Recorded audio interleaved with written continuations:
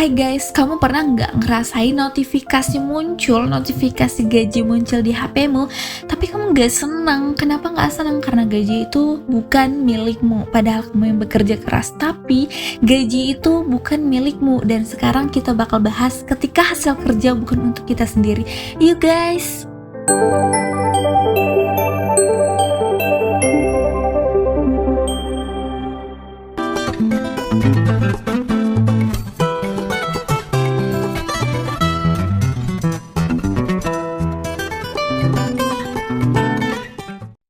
Selamat datang di audio kehidupan. Halo semuanya, apa kabar kamu? Masih kuat nggak? Masih capek nggak? Masih nangis nggak? Jadi tempat ini adalah tempat kita duduk sebentar, meletakkan beban kita dan mengakui satu hal yang sering kita sembunyikan, yaitu kelelahan fisik, yaitu capek, yaitu males, yaitu kayak aku capek banget. Bukan capek karena males, tapi capek karena terlalu banyak memberi, guys. Kalau kamu lagi denger ini sambil mikir, kerja aku tuh sebenarnya buat siapa? Aku capek-capek, lelah, istirahat, nangis, kayak emosi itu untuk siapa? Dan tenang, kamu gak sendirian, guys. Karena malam ini kita bakal ngobrol tentang hidup di fase dimana hasil kerja kita tuh nggak sepenuhnya buat diri kita. Gaji datang tapi bukan milik kita, ya kan? Jadi semangat terus ya guys, dan komen di bawah ini kalau kamu ada semangat yang ingin kamu tebarkan untuk teman-teman yang juga merasakan hal seperti itu. Komen di bawah sini karena aku juga merasakan hal yang sama guys. Dan semangat terus guys, semangat terus. Aku mendukung kita untuk jadi anak yang sukses setiap harinya di dunia dan akhirat.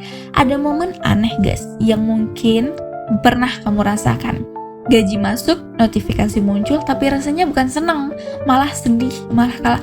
Ya harus aku keluarkan, ya harus aku beri, ya capek-capek kerja, tapi bukan untuk aku, gitu ya guys. Karena sebelum uang itu benar-benar jadi milikmu, dia sudah punya tujuan, tagihan, kebutuhan keluarga, tanggung jawab yang bahkan tidak kamu pilih secara sadar, tapi membawamu ke titik itu. Dan di titik ini kita jarang bertanya, aku mau apa? Ya kan? Karena kalau kita sudah tahu apa ya gaji kita itu untuk apa aja, pasti kita nggak ada keinginan gitu. Karena yang lebih keras terdengar adalah mereka butuh aku, bukan diriku guys. Hidup sebagai penyangga bukan pusat. Itu siapa? Coba komen di kolom bawah ini guys. Semangat apa sampai saat ini? Umur berapa kamu mulai jadi penyangga? Bukan untuk kamu, tapi untuk keluargamu. Komen di bawah ini yang banyak. Dan jangan lupa subscribe aku karena kita sama-sama belajar di audio kehidupan ini. Ada orang-orang yang hidupnya gak pernah benar-benar di tengah guys. Mereka selalu jadi penyangga gitu, jadi wadah, jadi tempat. Kalau mereka berhenti, bahkan hal itu ikut goyah. Dan ironisnya orang seperti ini jarang merasa berhak capek, kayak gak boleh capek gitu. Dibilang cepet sehat ya biar bisa kerja lagi, biar bisa bantu orang tua. Nah, bukan untuk cepet sehat karena sedih kita dilihat sakit, tapi karena kita disuruh kerja. Sedih banget gak sih kita dengar kalimat-kalimat seperti itu? Karena dibandingkan dengan orang lain, kita masih mending guys, masih bisa kerja, masih punya penghasilan, masih bisa membantu, ya kan? Padahal masih mending, gak otomatis berarti masih sanggup. Karena masih mending itu bukan masih sanggup, tapi memang diwajibkan untuk sanggup. Karena kalau nggak ada kita ya siapa gitu.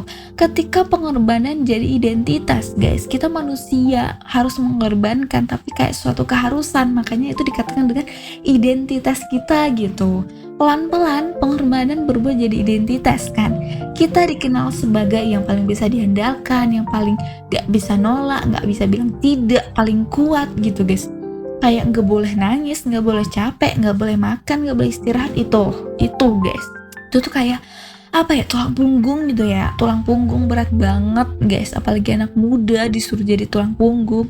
Dan di satu titik kita lupa cara meminta, kita lupa rasanya diprioritaskan.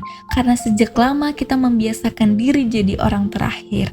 Kalau kamu jadi manusia yang nggak enakan untuk minta bantu, nah ini dia, kamulah sudah di titik seperti ini guys. Sudah di titik kamu gak mau dibantu, tapi kamu yang harus membantu. Dan itu sebenarnya udah sakit dan toksik banget pada diri sendiri kan guys. Ada rasa bersalah yang sering muncul diem-diem gitu. Rasa bersalah karena pengen istirahat, rasa bersalah karena pengen nabung buat diri sendiri untuk masa depan kita. Kemudian rasa bersalah karena pengen hidup normal. Seolah-olah kalau niat kita baik, kita nggak boleh mengeluh gitu. Padahal capek tetap capek, walau niatnya mulia kan, walaupun niatnya membantu. Dan mengakui capek bukan berarti kita berhenti peduli ya guys. Membantu itu memberi tanpa kehilangan diri kita sendiri guys. Mengorbankan diri itu memberi tanpa kita habis, tanpa kita lelah untuk diri sendiri gitu. Batasnya memang tipis tapi dan sering kali kabur ya kan. Terutama kalau dari kecil kita terbiasa jadi yang harus mengalah. Tapi hidup bukan lomba untuk pengorbanan, bukan lomba untuk kesedihan. Kita boleh bertanya mana yang masih sehat untukku, mana yang cocok untukku. Kamu guys, kamu punya hak untuk punya mimpi, punya tabungan, punya rencana hidup, punya punya motivasi, punya impian gitu yang gede impiannya, punya hidup yang gak selalu darurat gitu guys. Hasil kerja kita itu boleh dipakai untuk membantu orang lain, tapi dia juga berhak membangun masa depanmu.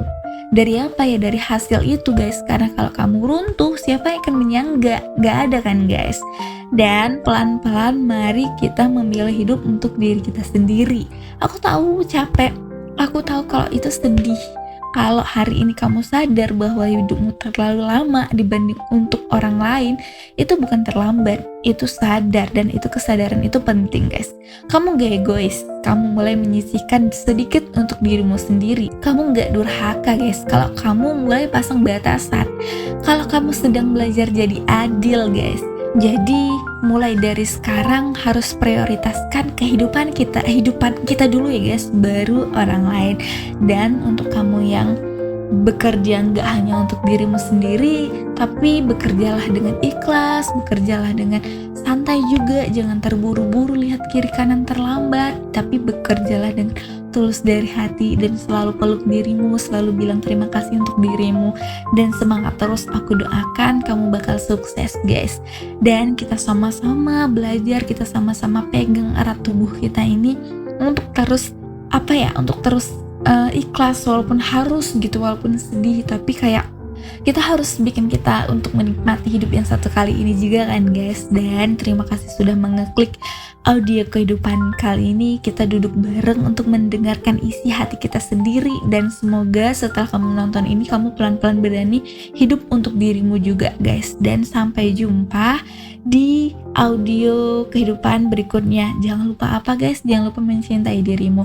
Kalau kamu berpikir egois itu salah, tapi kamu menyisihkan untuk dirimu dulu baru orang lain, itu sama sekali nggak egois. Karena orang yang pertama harus bahagia siapa? Ya dirimu sendiri guys. Dan bye bye.